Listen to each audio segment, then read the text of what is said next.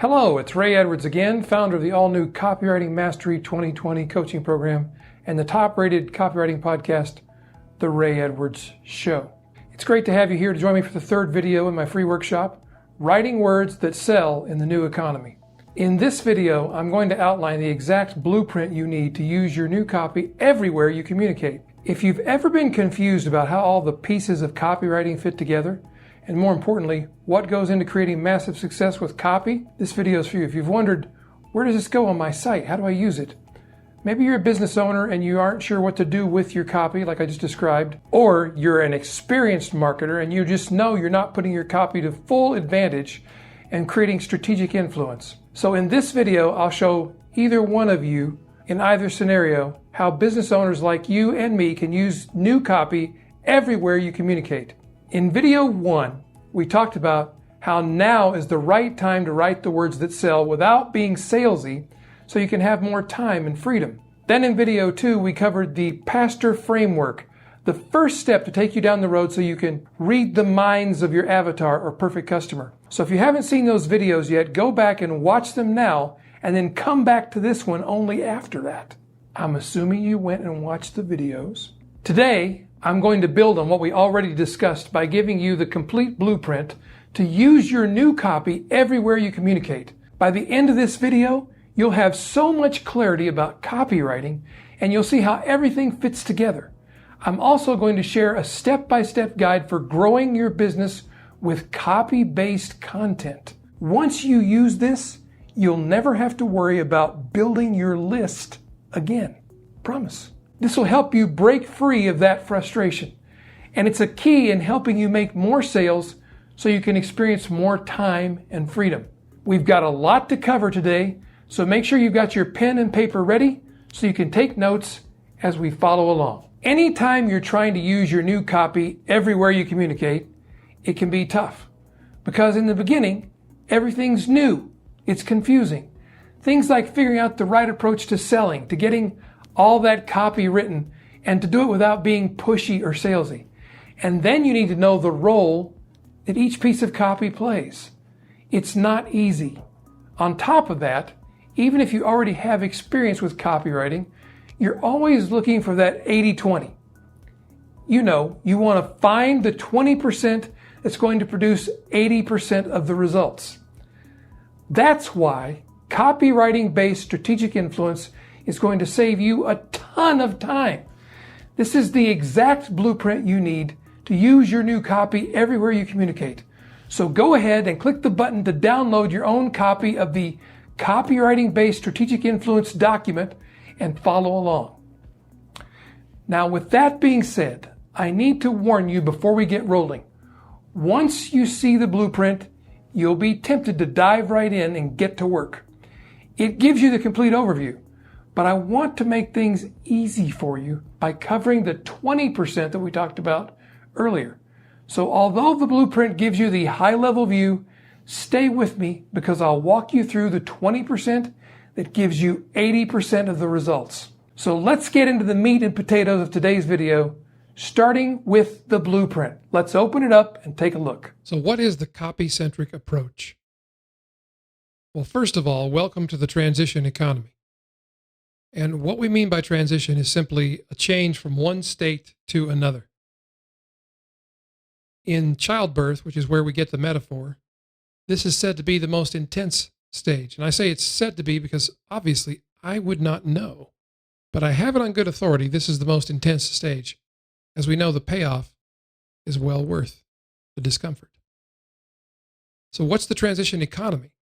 A lot of people are going through very uncomfortable transitions right now. Some of them, there are reasons. The reasons may be your own reasons or someone else's, like maybe you left a career or job, or maybe you were invited to leave. And then there are those that are due to seasons. Maybe you just entered a new season in your life. Maybe you crossed a certain birthday or a change in circumstances and you just decided this is a different season. I need to be doing something different with my work.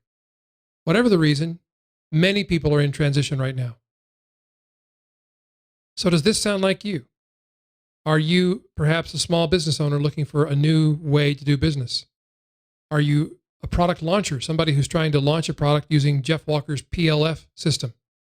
Maybe you're a platform builder trying to build your authority and your visibility in the marketplace using Michael Hyatt's techniques.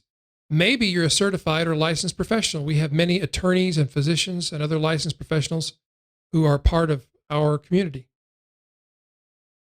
Also, lots of writers, whether you're a novelist or a nonfiction writer, children's books, whether you want to be a freelance copywriter or whether you are a freelance copywriter looking to improve your skills, any of those cases would fit into this copy-centric business model, obviously.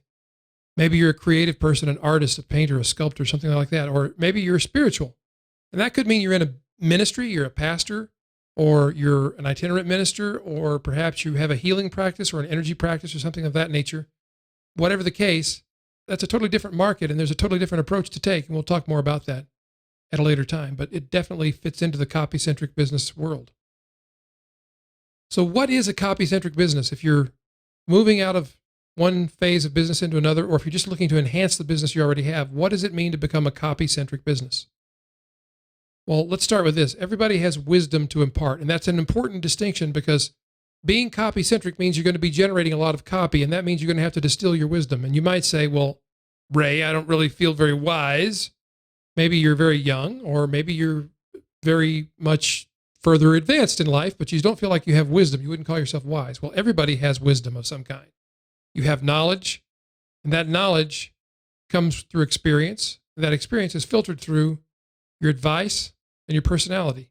And that's the very definition of wisdom. And in this modern day, telling the right story, being copy-centric, can lead to the success of disruptive business models. Think about each of these businesses and the story behind them. Apple, think differently. Amazon, Earth's biggest bookstore. Uber, I don't have to take a taxi anymore. Airbnb, I don't have to stay in hotels anymore. These are disruptive business models, and they all have at their heart a story that helped make them successful, a story that other people could repeat. That's a key distinction. One of the advantages we have now that makes the copy-centric business possible for the average individual, when it was not in past decades, is we have global instant distribution, the internet. That has revolutionized writing, music, and theater. I think of it as the wisdom revolution because many people now make their living dispensing their advice, their experience, their knowledge, their wisdom, teaching things. It comes in the form of teaching, coaching, consulting, and many other forms as well. Now, maybe you're not doing any of those things. Maybe you operate a brick and mortar store, or you have a professional practice. You still, I believe, need to be thinking about having a copy-centric business because I believe this works for any kind of business. Let me repeat, I don't think there's any business that this will not work for. I have not found that business yet, and we've worked with thousands of different kinds of businesses. So why should you do this? Let's talk about 7 reasons why. First of all, time. This can save you loads of time. It can make you more productive. It can make you get more done in less time. So it multiplies your time. It multiplies your money. You know, Bill Gates is not a billion times smarter than you or I, and yet he's making about that much more money than we do. Why? It's because he's learned the secret of multiplying his time and his money. Having this kind of business gives you security because you can determine when you get a pay raise. You can determine when cash flow goes up and when it stays steady. If you're in the mode of recession recovery, if you lost a lot of money from your retirement or your capital funds during the recession and you're trying to recover that money, make up for lost time. If you're conducting a second or third act in your life, maybe you've been through a couple of careers already, you want something new. Maybe you're just bored. Maybe you want more autonomy, the freedom to do what you want when you want to do it. Make decisions without consulting a board or stockholders. Maybe you want to create something that's more of a legacy for your children and your children's children. There are 7 business freedoms that are available to you in a copy-centric business. And remember, this can be, you don't have to be a copywriter for this to work. You can own a brick and mortar store, a dry cleaners, or a retail store that sells cell phones, or a nail salon, or you can be an attorney or a physician or a doctor or an author, speaker, coach, consultant, therapist. It doesn't matter. It works for any kind of business. And there are 7 freedoms that developing a copy-centric arm of your business can produce for you. It gives you permission to do what you want with your business without having to consult with somebody else. It gives you the freedom of people, the freedom to do business with people that you actually like and not do business with people that you do not like. And I mean, we love everybody, but we don't like everybody, right? Can I get a good amen? It gives you the freedom of place. You decide where you want to work. Now, I'm currently in my office in Spokane, Washington, but I have worked from the beach, not really convenient, lots of sand and stuff, but I've done it just to be able to say I've done it mostly. I've worked on vacation. I've worked from my motorhome. I've worked on airplanes. I've worked from rented summer houses, you name it. I've probably worked in that environment. It gives you freedom of passion. You can work on what you're passionate about and discard things you no longer want to do. It gives you freedom of profits. If you decide, I'm not making enough profit, you don't have to go ask anybody for a raise except yourself. Then you just figure out how to write the copy to bring that raise about. You write yourself a swimming pool. It gives you the freedom of purpose. When you work for someone else's business, even if you're in a partnership situation, you have other partners, you're really working for an agreed upon purpose, maybe not in total alignment with your own specific individual purpose. Now, in this kind of business, you can do that. And perpetuity. This will go on as long as you want it to. You're not forced to retire at a certain age. You're not forced out of a partnership at a certain point in time. You can continue with your business as long as you are conscious and able to put your fingers on a keyboard. And even then, you don't need to be able to do that. If you can speak, it goes on in perpetuity. If you set it up right, it can go on long after you have departed the planet.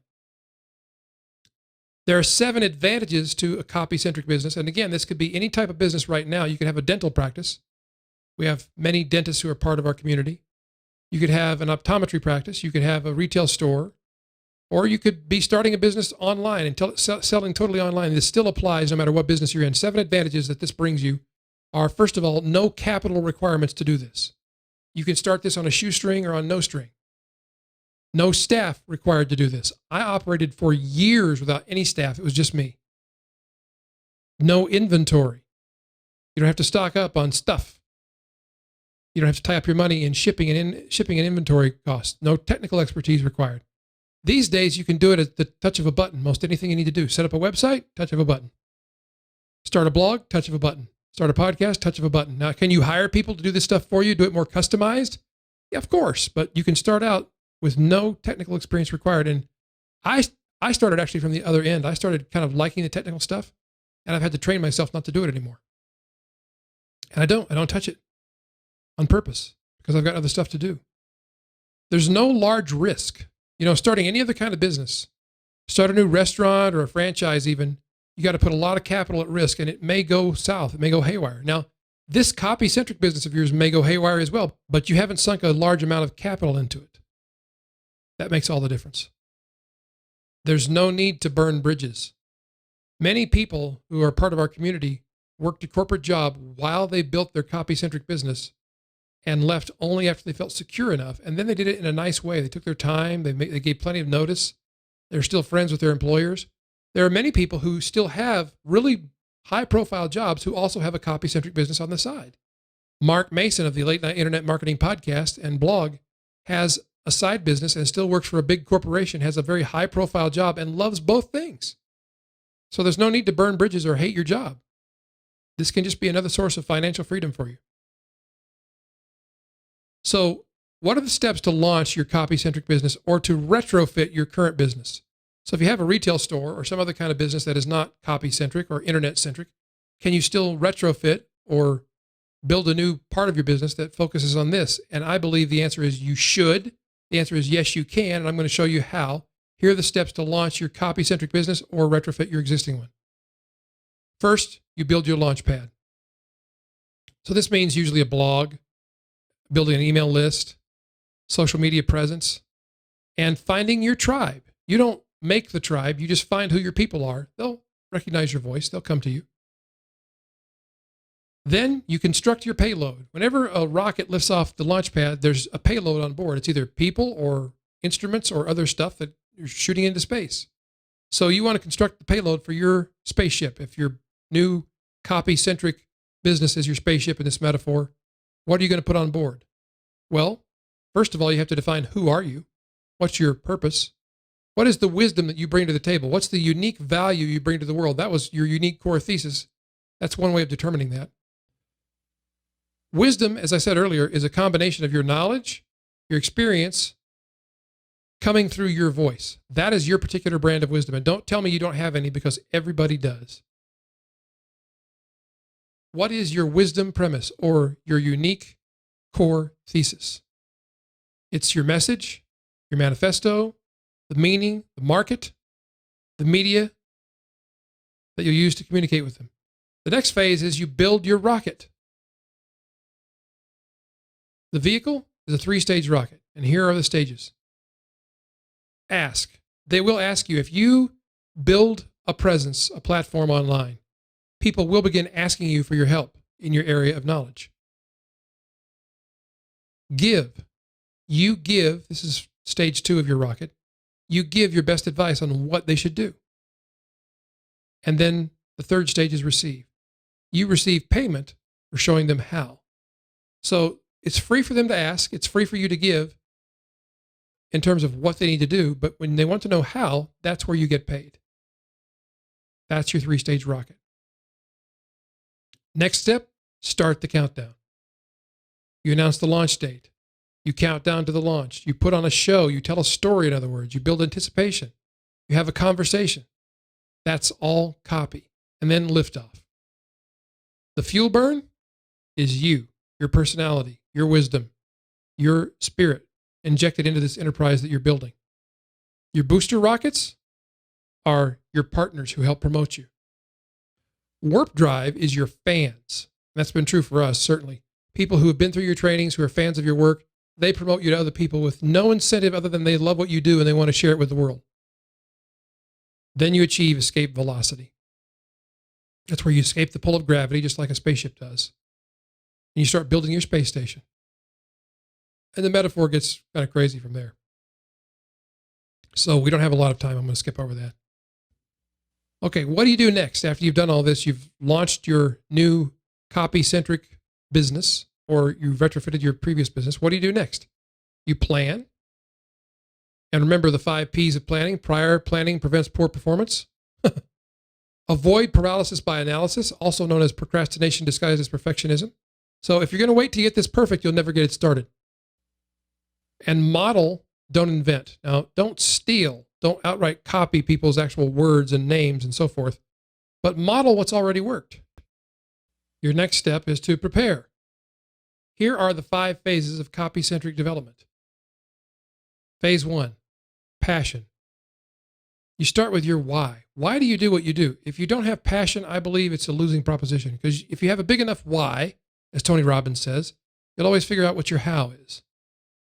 I believe you need to work on something that sustains you spiritually, emotionally, as well as mentally. It's not just a matter of saying, well, this is the thing that'll make me the most money, because often that is not the thing that sustains you spiritually, emotionally, and mentally. This is the top level. This is the 50,000-foot view, your purpose.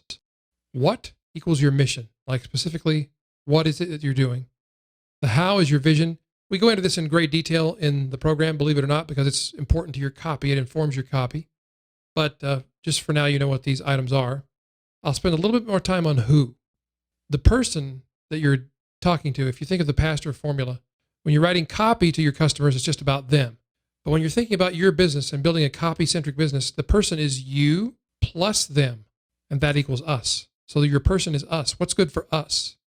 What's the problem that your customers perceive as such? In this case, you are focusing on them. If it's a problem but they don't perceive it as such, then it's no basis for constructing a business.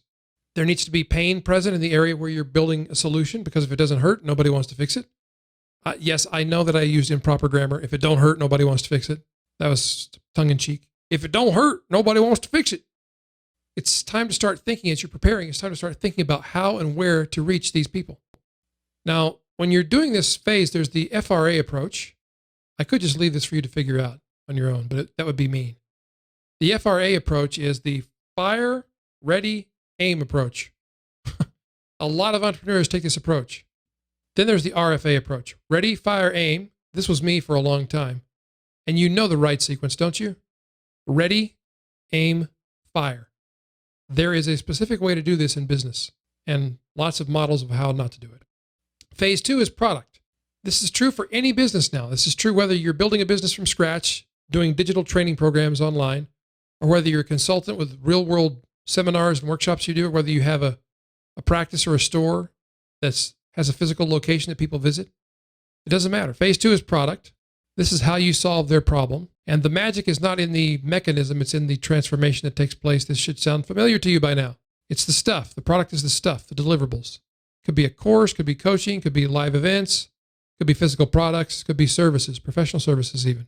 Phase 3 is where copy comes in. Now, copy is infused in all of this, and we'll get into that, what it means to be copy-centric in just a moment. But in this specific phase model of building out a business or retrofitting your business, copy is phase 3, and that is where you develop content. Content is, so little time to go through all these concepts. Content is what I think of as writing copy or strategic influence. Everything you write is copy, and every bit of it should be designed with the purpose of strategic influence in mind. So start with your content, then there's your sales copy, obviously, and value creation marketing. This is where I believe your marketing in and of itself should be valuable, but it's also designed to bring value all on its own. So if people never spend $1 with me, they get value from this. They can go make money and improve their business and improve the world. That's value creation marketing. Phase 4, oddly enough, is marketing. This includes your message, the market to whom you're speaking the message, and the media you use to deliver the message. And all those things need to match. Phase 5, optimize. This is where you're outlining and writing your processes. You're perfecting the procedures that make your business run, testing and tracking things. Kaizen, the principle of never ending and constant improvement. And automation. What can you automate in your business so that a human doesn't have to do it? Now, as you're walking through all this, you want to make certain that your principles match the customers that you're serving and that they also match your advisors, your consultant, your attorney, your accountant. Your principles need to match. Your mentors, like if we become involved together in the coaching program, you need to make sure that our principles match. You need to learn to focus. What does that stand for? John Lee Dumas, I have to thank for this. It stands for follow, one, coach until success. If you're going to flip from idea to idea, from mentor to mentor, from coach to coach, you're going to spin your wheels. Maybe you've already been having that experience. Maybe it's time to try something different. Make sure your values match and know the difference between just in case and just in time. I learned this from Rich Schefren. Just in case is when you see something that's a bright, shiny object and you think, well, that course on SEO sure looks interesting. I'll get that just in case I need it sometime. And then you've wasted money and time because you may or may not ever need that. Just in time is, I need to write copy for my product launch, therefore I'm going to learn how to write copy. That's just in time, and it's on purpose. Invest in training and coaching and consulting, but don't gamble. Like, don't pretend that some magic outside person is going to come in and sprinkle pixie dust on your enterprise and change everything, when you know at the core there are personality flaws or conceptual flaws or flaws in the business. Invest when it makes sense, but don't gamble. And then commit long-term to learning, growth, and experimentation. I told you before in one of these videos that I've invested over $300,000 in my own self-education, and I continue to invest to this day. Why? Because that's the only way to keep growing. Now, there's one more thing I want to talk about, and that's something I mentioned that I know a lot of people have been curious about. That's the income snowball. So there are 3 kinds of income, in my opinion. Now, accountants may say differently, and they'd probably be right. But in the context of this presentation, this works. There's active income. That's where you're doing tasks, labor, or performance. So you're writing copy, you're making graphic designs, you're writing up contracts for clients if you're an attorney, you're doing their nails, doing their hair, you're a massage therapist, you're delivering retail goods to them. Whatever it is that you perform or do tasks or labor for, that's active income. You have to be there doing it. If you're not, it stops. Or if your staff is not, it stops. Then there's passive income. These are things like real estate, stocks, funds, bonds, some websites, although that's very, very difficult to pull off. The only person I know who does it really well and teaches it really well is Pat Flynn. Passive income. And then there's what I think of as exponential income.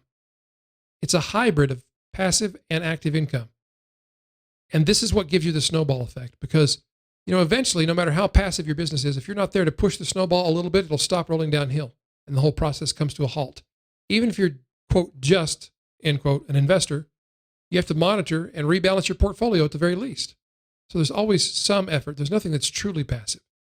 But the snowball effect is where, you know how a snowball rolls downhill and it gains momentum and it gains speed as gravity takes over and it gets bigger and bigger and bigger. That's what can happen to your income if you use the snowball effect.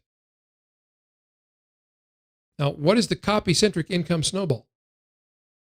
I'm glad you asked. It starts with freelancing for many people. Now, maybe not for you. Maybe you've already got an existing business. You've got a store, or you've got a practice, or you have books or speeches or whatever it is you do to make money. You're already doing that. So think of that as your individual active income, freelancing. You can get paid for fees, like if you're a consultant or a writer or a graphic artist or a doctor or a lawyer. Retainers are a way of generating income as a freelancer, and working on projects. Those are all valid and may have a place in your life right now. The next kind of income is the entrepreneurial snowball income. And this is where you're getting paid royalties. You can get paid royalties for copywriting, for consulting, for content like books or movie scripts or music. There's commissions that you can earn by doing affiliate marketing. You can have sales copy. That says Saki's copy commissions. That is not the Japanese wine, but it should say sales copy commissions, but I'm going to keep on going. Commission overrides. Equity in the business is another way you can generate income in this income snowball. There's ways you can get equity without laying down money. There's earned equity.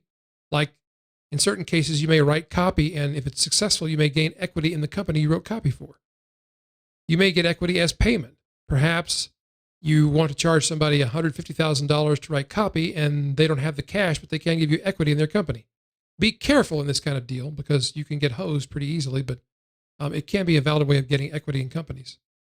And equity, of course, is an asset, hopefully that does not go away. But even the biggest companies can fail, so keep that in mind. Content is another way of adding to the income snowball. And by developing content, you attract clients, which helps feed into the freelance phase or the service rendering phase or the sales phase. You develop leadership in your marketplace and your niche. You develop authority. And ultimately, even if you have a brick and mortar local business that's doing extremely well, content is the way to develop supremacy, absolute supremacy over all your local competitors. Of course, there's product, selling product. And this is one of the great things about having a copy-centric business, because you can do your product research through writing sales letters. I can't go into the fullness of that right now, but think of it this way. You're creating the product from the sales letter. You're writing a sales letter for a particular person who has a particular problem that you're solving, and you're free to craft the solution exactly as they want it to be. So you're creating the perfect product through writing the sales letter if you've done your homework, your research. You create the marketing momentum if you do this right, if you do it publicly.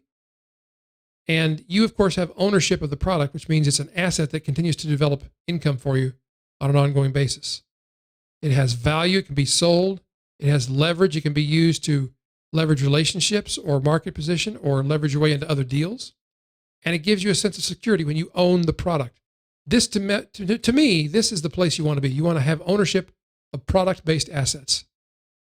Then there's the publishing model of the income snowball. And this has become a long presentation already, so I'm going to skip over some of this. We covered in the full course, including starting your own movement. But for now, I want to show you how the copy comes into it. Show me the copy, you say. Here are all the places where you're going to use copy. And when you recognize that it is copywriting, that it's persuasion in print, it takes on a whole new depth of meaning for you and your business. And it makes everything you do so much more productive. So here's where copy shows up in the copy-centric business, no matter what product or business you actually are in.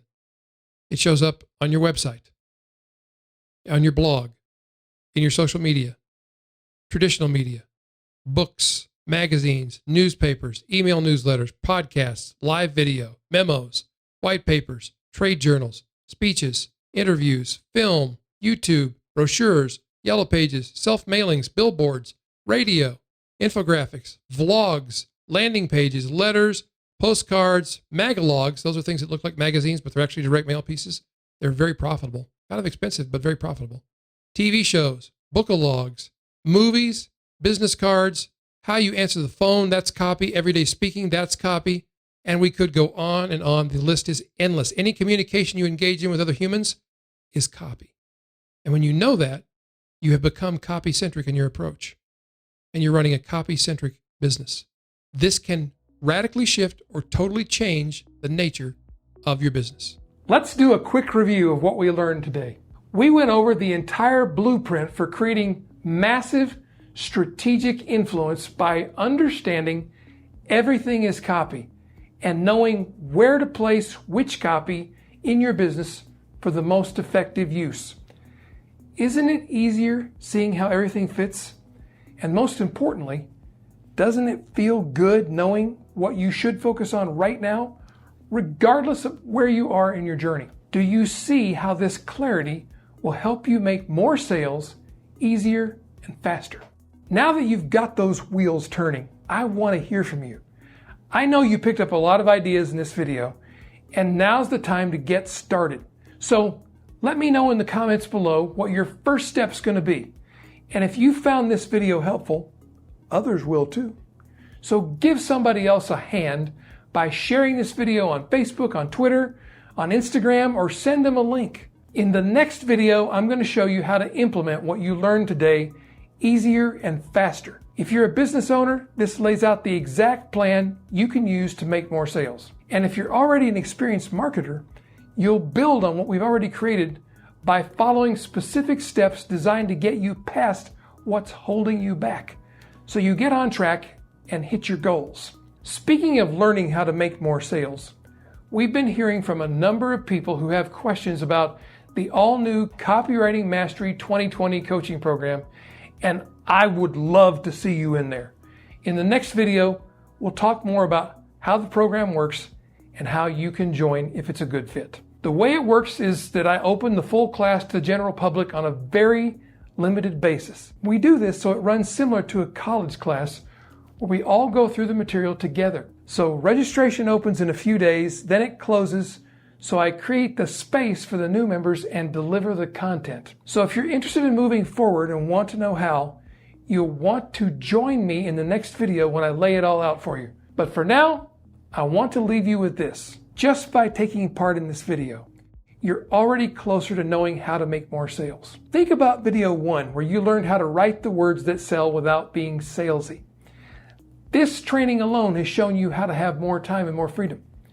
And it's amazing how simple it can be once you have the steps. Then you made big strides in video number 2, where you saw how to read the minds of your avatar or perfect customer. You came to understand the pastor framework and how to increase your conversion rate. That's huge. And now you know this will continue to pay off from now on and into the future. And today you got the complete blueprint so you can use your new copy everywhere you communicate. Isn't it easier knowing every step along the way?